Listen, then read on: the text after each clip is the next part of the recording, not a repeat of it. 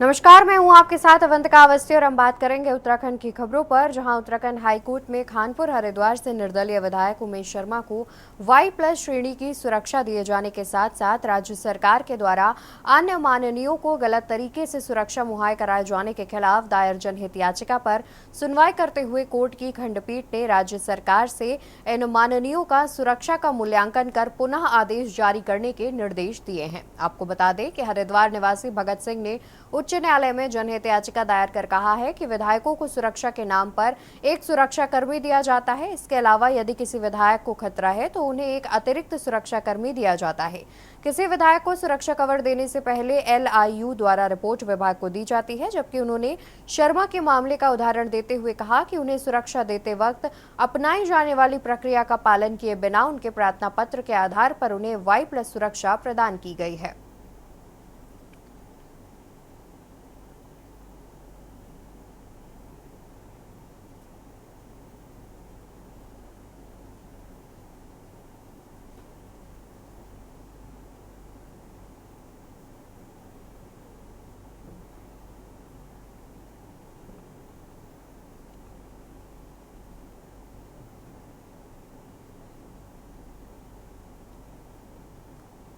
खानपुर के विधायक उमेश कुमार जी को जो सरकार की तरफ सुरक्षा थी, उसको चैलेंज करते हुए एक पब्लिक इंटरेस्ट लिटिगेशन फाइल हुई थी। उसमें ये कहा गया था कि साहब इनको कोई सिक्योरिटी थ्रेट नहीं है, जबकि हमारी तरफ से ये कहा गया था कि चूँकि जब से एक सरकार का स्टिंग ऑपरेशन हुआ था उसके बाद से इनको बहुत ज़्यादा सिक्योरिटी थ्रेट्स थी और भारत सरकार ने और उत्तर प्रदेश सरकार ने भी इनको पूर्व में वाई+ सिक्योरिटी दे रखी थी। अब जब ये इसके बाद जब ये यहाँ से विधायक निर्वाचित हुए तो उत्तराखंड सरकार ने इनकी सिक्योरिटी को ध्यान में रखते हुए वाई+ श्रेणी की इनको सुरक्षा प्रदान की थी। उसी पर आज मामले में सुनवाई करते हुए माननीय न्यायालय ने एक बार पुनः सरकार को ये डायरेक्शन दिया है कि इनकी सिक्योरिटी थ्रेट को जो है रीअसेस करते हुए कि पुनः एक ऑर्डर पास करे। कैबिनेट मंत्री सौरभ बहुगुणा ने बाढ़ग्रस्त क्षेत्र का स्थलीय दौरा किया। उन्होंने शक्ति फार्म और सितारगंज में बाढ़ के बदले हालातों पर पैनी नजर रखने के भी निर्देश दिए हैं। इसके साथ ही कैबिनेट मंत्री ने अधिकारियों को प्रभावितों की मदद के लिए निर्देशित किया और लगातार हो रही बारिश से क्षेत्र में बहने वाली नदियां उफान पर है। इसी वजह से शक्ति फार्म का ग्रामीण क्षेत्र बाढ़ की चपेट में आ गया है। सितारगंज शहरी क्षेत्रों में भी सड़कें और कॉलोनी जलमग्न है। कैबिनेट मंत्री सौरभ बहुगुणा ने बाढ़ की संभावनाओं को देखते हुए क्षेत्र में डेरा डाल दिया है। उन्होंने सोमवार को शक्ति फार्म के बाढ़ग्रस्त क्षेत्रों से जाकर प्रभावितों से मुलाकात की। बाढ़ से बचने के लिए प्रभावितों को सुरक्षित स्थानों पर शिफ्ट किया। इसके साथ ही कैबिनेट मंत्री ने सितारगंज के जलभराव वाले क्षेत्रों में निरीक्षण किया। उन्होंने शक्ति फार्म और सितारगंज में बाढ़ के हालात देखते हुए अधिकारियों को भी अलर्ट रहने के निर्देश दिए हैं।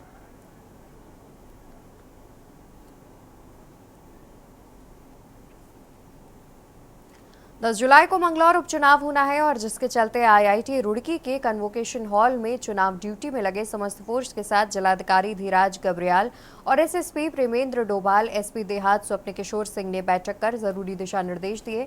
SSP हरिद्वार प्रेमेंद्र सिंह डोभाल ने निर्देश देते हुए कहा कि शरारती तत्वों पर कड़ी नजर रखें। उन्होंने ये भी कहा कि जब तक मतदान पूरा न हो ड्यूटी स्थल नहीं छोड़ना है, साथ ही निष्पक्ष तरीके से चुनाव कराना है और असामाजिक तत्वों पर कड़ी नजर रखनी है। उन्होंने बताया कि उपचुनाव को लेकर मंगलौर विधानसभा को 2 जोन और 4 जोन में बांटा जाएगा, जिसमें करीब 1000 फोर्स लगाई गई है ताकि चुनाव सकुशल संपन्न कराया जा सके।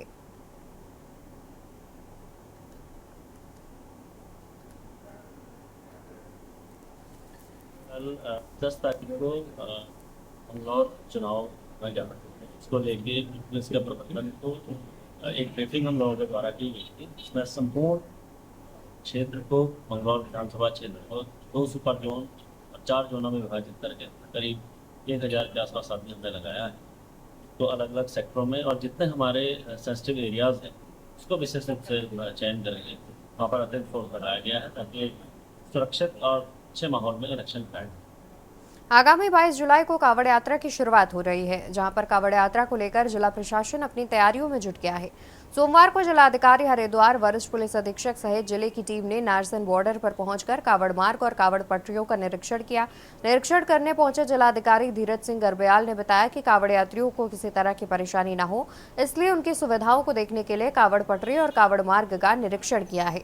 पिछली यात्रा में 4 करोड़ से अधिक कांवड़िये गंगा जल लेने हरिद्वार आए थे और अनुमान लगाया जा रहा है कि इस बार यह संख्या और अधिक बढ़ सकती है, इसलिए उसकी पूरी तैयारियां कर ली गई हैं। हरिद्वार गंगा जल लेने आने वाले सभी श्रद्धालुओं के स्वागत के लिए भी प्रशासन ने सभी तैयारियां पूरी कर ली हैं।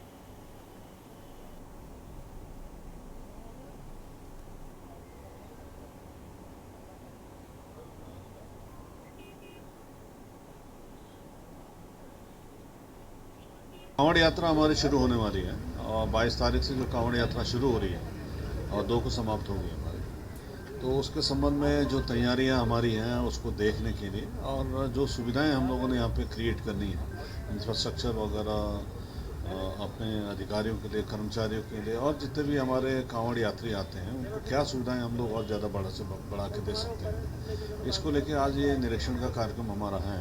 वैसे तो पूरी तैयारियां हमारी टीम ने पहले से कर ली हैं और जो जो सुविधाएं हमें क्रिएट करनी है उसके संबंध में टेंडरिंग हम लोगों ने कर दी है और लगभग 14-15 या उससे पहले सारी फील्ड में हम सारी व्यवस्थाएं सुनिश्चित कर लेंगे, लेकिन एक इंस्पेक्शन करके हो सकता है कोई तैयारी में कमी हो तो उसको देखने के लिए हम लोग।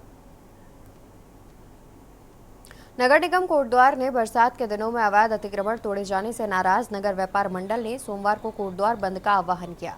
व्यापारियों ने नगर निगम के आयुक्त पर बौखलाहट में कार्यवाही करने का आरोप लगाते हुए सोमवार को कोटद्वार में दुकानों को बंद करवा दिया और इसके बाद एसडीएम के माध्यम से मुख्यमंत्री को एक ज्ञापन दिया, जिसमें उन्होंने व्यापारियों का उत्पीड़न होने पर आंदोलन की चेतावनी दी है।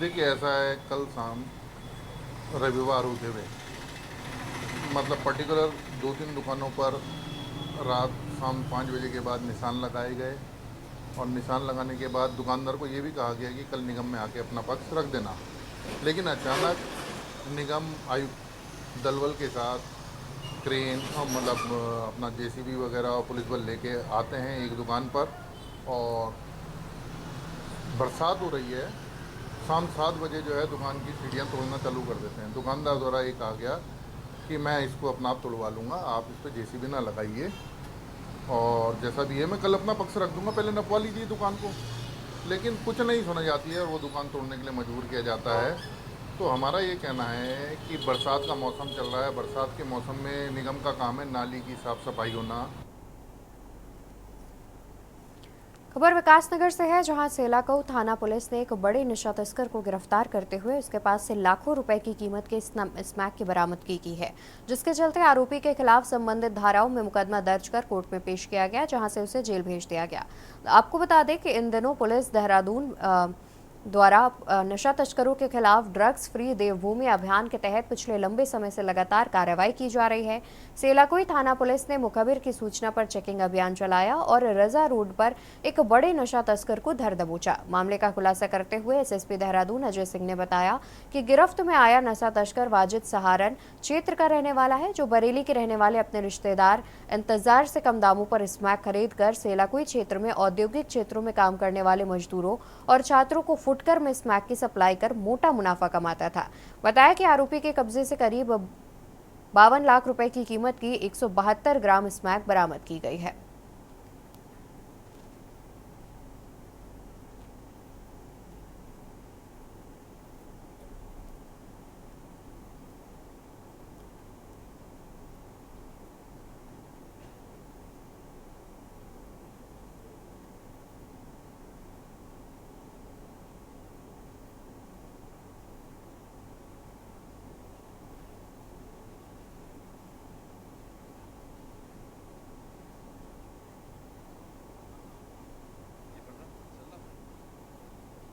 कि नशे के विरुद्ध जो अभियान चल रहा है इसमें कुछ शिकायतें काफ़ी थी। जो इंडस्ट्रियल एरिया हमारा सेला कोई है, कोतवाली क्षेत्र में शिकायत थी कि कुछ लोग बाहर से आकर यहाँ पर नशे का कारोबार कर रहे हैं। इस पर हमारी जो थाने की पुलिस है और साथ ही एंटी नारकोटिक्स टास्क फोर्स जो जिले की फोर्स है, इसमें लगातार वर्क कर रहे थे। इसमें 2 रिकवरी अच्छी हुई है, जिसमें हमारी पहला जो सेला कोई में पकड़े गए वो 172 ग्राम के करीब स्मैक पकड़ी गई थी, और इसमें अभी कुछ दिन पहले भी 8000 करीब नशीले जो कैप्सूल हैं वो भी पकड़े गए थे।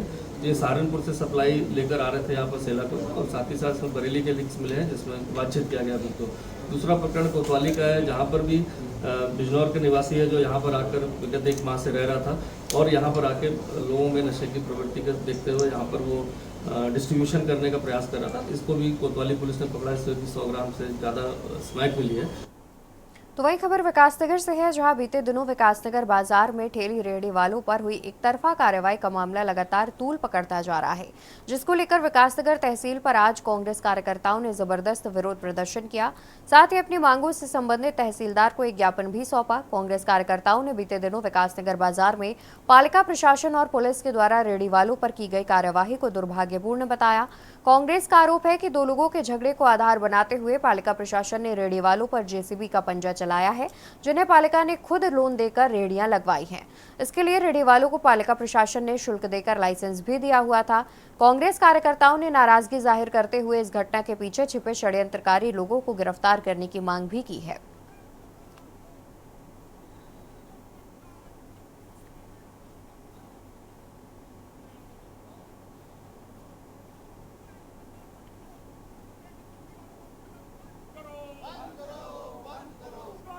कि जिस प्रकार से 2 व्यक्तियों के झगड़े को जातिवाद के नाम पर, धर्मवाद के नाम पर इस क्षेत्र में बांटा जा रहा है, और एक तथाकथित सेना के नेता ने चैलेंज किया है कि विकासनगर में हम रेहड़ी लगने नहीं देंगे, फुटपाथ पे सामान नहीं लगने देंगे। तो हम कहना चाहते हैं कि विकासनगर में सभी व्यक्ति मेरठ, मुजफ्फरनगर, सहारनपुर और राजस्थान से यहाँ पे आके बसे हैं और हिमाचल से आगे बसे हैं, कोई ना कोई बाहर से आया हुआ है, और रोजगार के संसाधन विकासनगर में उपलब्ध कराए हैं। लेकिन हमारा मानना है कि अगर इस प्रकार की घटनाएं जातिवाद के नाम पर जोड़ी जाएंगी, क्योंकि 2 नशेड़ियों का झगड़ा, उसको जातिवाद के नाम पर, धर्मवाद के नाम पर जैसा बांटने का काम इस क्षेत्र में हो रहा है, कांग्रेस उसे किसी भी हद पर बर्दाश्त नहीं करेगी। और हमने आज हमारे सभासद भाई सम्मी प्रकाश जी ने कह दिया कि नगर पालिका प्रशासन के खिलाफ हम परसों से अनिश्चितकालीन धरना शुरू करने जा रहे हैं। अगर इसमें 2 दिन में रेहड़ी पटरी वालों के साथ कोई समझौता पूर्ववत की तरह नहीं हुआ तो आने वाले समय में हम लोग इसमें एक वृहद आंदोलन करने जा रहे हैं। कोतवाली विकासनगर अंतर्गत हरवर्डपुर के जैन गली चाय बाग के पास एक नाले से सड़ी गली अवस्था में एक युवक का शव पड़ा होने से सनसनी फैल गई। मौके पर पहुंची कोतवाली पुलिस ने शव को कब्जे में लेकर पोस्टमार्टम के लिए दिया। पुलिस की जांच पड़ताल में युवक की पहचान बंशीपुर निवासी 40 वर्षीय दिनेश के रूप में हुई है। कोतवाल विकासनगर राजेश शाह के मुताबिक शव करीब 6 से 7 दिन पुराना लग रहा है, जिसमें इतने दिनों से पड़ा होने के कारण सड़ गल चुका है, जिसका पंचनामा भरकर पोस्टमार्टम के लिए भेज दिया गया है। बताया गया कि मृतक के परिजनों ने हत्या की आशंका को देखते हुए हर पहलुओं पर जांच पड़ताल कर कार्रवाई अमल में लाई जाने की अपील की है।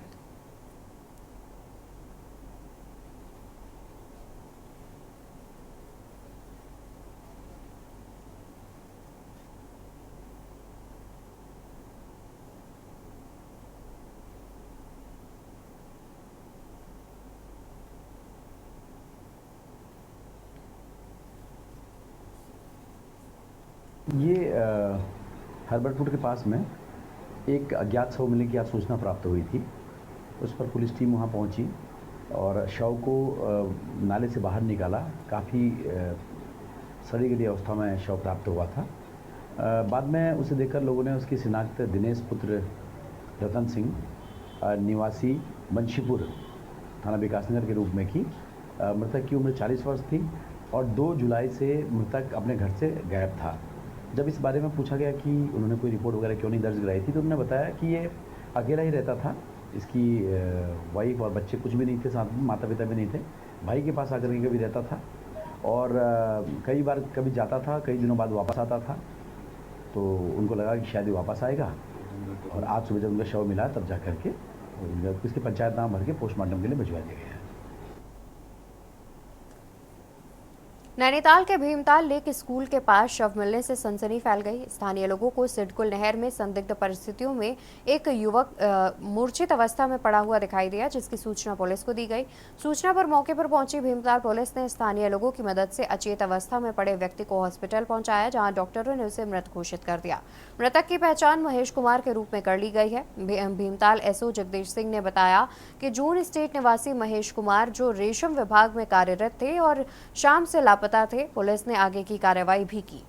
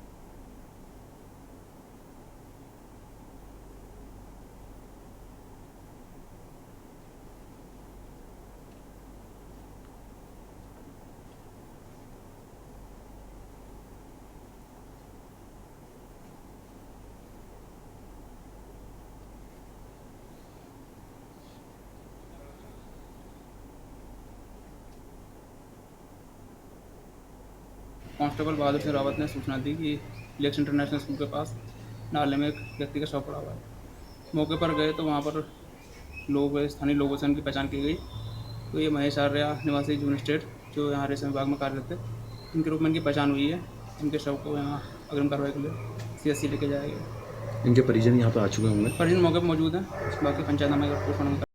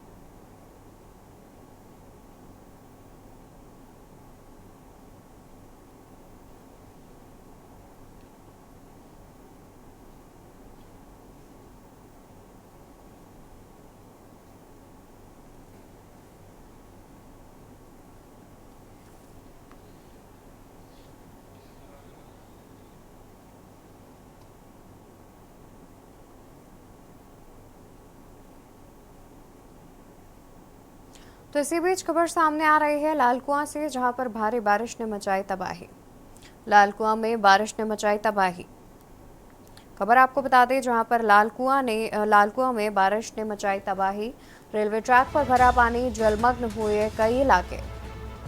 रेलवे स्टेशन पर आने वाली सभी ट्रेनें रोकी गईं। काठ गोदाम तक आने वाली सभी ट्रेनों को रुद्रपुर में रोका गया। कड़ी मशक्कत के बाद तालाब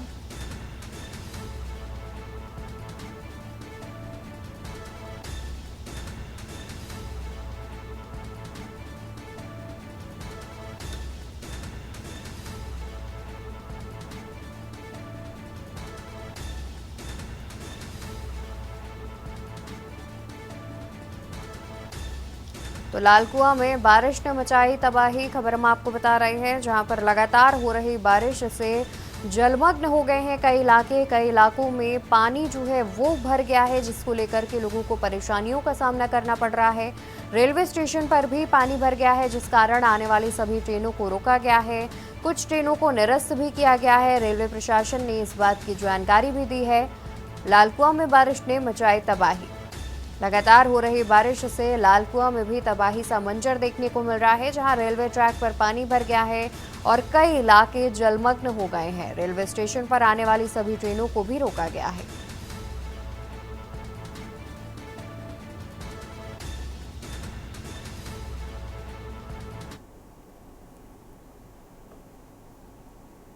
तो वहीं नैनीताल और आसपास के क्षेत्रों में बीते 3 दिनों से हो रही लगातार बारिश से पहाड़ दरकने लगे हैं।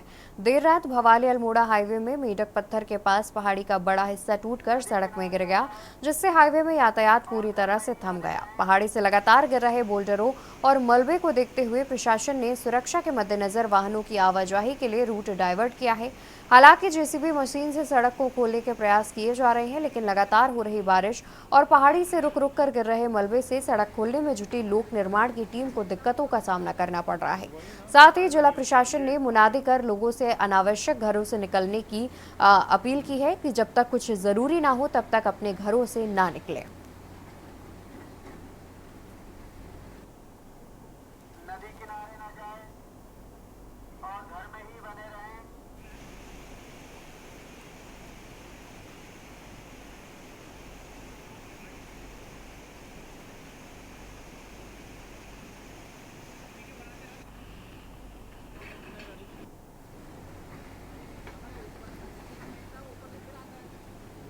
फायदा नहीं है उसका, ये आगे पत्थर।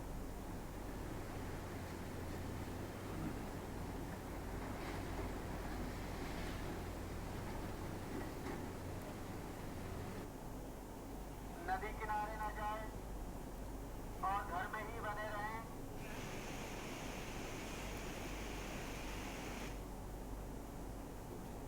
तो वहीं लालकुआं में बीते 3 दिनों से भारी बारिश हो रही है और बारिश के चलते जहां जनजीवन अस्त व्यस्त है, तो लोगों को भी मुसीबतें झेलनी पड़ रही हैं। बारिश इतनी है कि कुमाऊं के सबसे बड़े रेलवे स्टेशन लालकुआं के रेलवे ट्रैक डूब चुके हैं। लालकुआं रेलवे स्टेशन पर भारी मात्रा में पानी आ जाने से प्लेटफॉर्म नंबर 1 से 4 तक सभी पूरी तरह से पानी में डूब चुके हैं। रेलवे ट्रैक डूब जाने से प्लेटफॉर्म नंबर 1 से लेकर 4 तक संचालित होने वाली सभी ट्रेनों को रोक दिया गया है। रेलवे प्रशासन रेलवे ट्रैक से पानी निकालने में जुटा हुआ है, लेकिन भारी बारिश के चलते लगातार रेलवे ट्रैक पर पानी बढ़ रहा है। इतना ही नहीं, रेलवे ट्रैक पर पानी आ जाने से सबसे अधिक असर काशीपुर बरेली रेल मार्ग पर पड़ा है, जहां कई ट्रेनों को दूसरे स्टेशनों पर रोका गया और रेलवे ट्रैक का पानी आबादी वाले इलाकों में पहुंच गया है, जिसके चलते कई घरों में पानी घुस गया। पानी घुसने से जहां लोगों को भारी नुकसान पहुंचा है, तो वहीं रेलवे ट्रैक के किनारे रहने वाले लोग घर छोड़कर रेलवे लाइन के किनारे सुरक्षित जगह पर चले गए हैं। टीम हम सब मिलकर जनता का पूरा सहयोग कर रहे हैं और साथ ही जिला प्रशासन भी यहाँ आया हुआ है, लगातार बना हुआ है जिला प्रशासन भी, तो उन्हीं के साथ हम भी पूरी तरह से जनता की मदद कर रहे हैं। कल ही एक सांप ने काट लिया था एक व्यक्ति को, हम वहाँ भी पहुँचे, वहाँ भी हमने मदद पूरी करी और आगे भी हमारा मदद करने का पूरा प्रयास है। जहाँ जहाँ ये बाढ़ आपदा आ रही है, हम वहाँ हम लोग भी जाएंगे। देखिए, कल रात से ही, जबकि मैं कहूँगा कि परसों से ही यहाँ से बारिश लगातार जारी है और कल से आज सुबह 8 बजे तक का 24 घंटे में 800 mm से अधिक बारिश रिकॉर्ड की गई है। इसी को दृष्टिगत रखते हुए, क्योंकि कई जगह पे लालकुआं वाले एरिया हैं, जयपुर सीमा है या इससे मोदी नगर से नीचे वाले हिस्से, तो जल भराव की स्थिति कई जगह पे बनी हुई है और ये प्रयास किया जा रहा है कि किसी तरह से जल निकासी के सिस्टम में जहाँ पे ब्लॉकेजेस हैं उसको खोला जाए और शीघ्र से शीघ्र जल स्तर को कम किया जाए।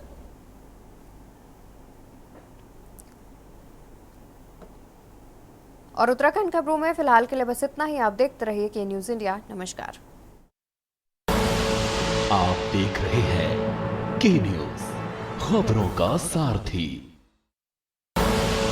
आप देख रहे हैं के न्यूज़, खबरों का